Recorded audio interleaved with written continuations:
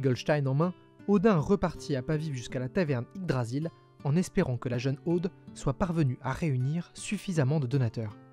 Et tandis qu'il franchissait les portes de la ville, le petit dieu se retrouva nez à nez avec une foule si dense qu'on aurait dit un jour de solde sur le papier hygiénique pendant une épidémie de gastro-entérite. « Waouh, mais d'où viennent tous ces gens ?» se demanda Odin.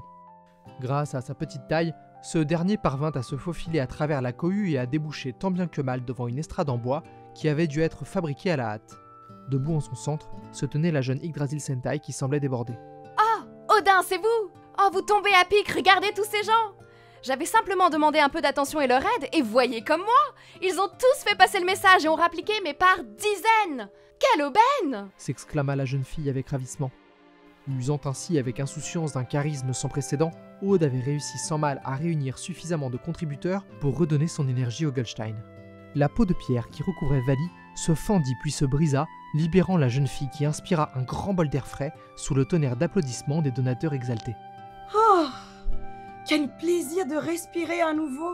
Merci à tous de m'avoir secouru, mais vous auriez dû vous occuper des autres en premier. Cette prison en pierre est un véritable supplice. Vite, courons aider nos amis. Intima-t-elle avec enthousiasme.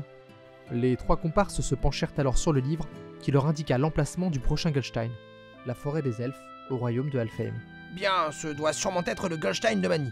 Suivez-moi, je vais vous y conduire on n'a rien de temps. » À la fin d'une longue balade en charrette aussi longue qu'éprouvante pour leurs fessiers, nos héros arrivèrent à l'endroit exact indiqué par leur guide.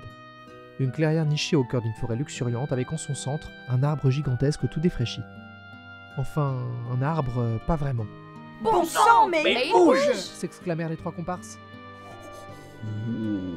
Oh, c'est moi, l'ouf, le vieux tréant grincheux. Et croyez-moi, jamais je ne vous confierai le Goldstein.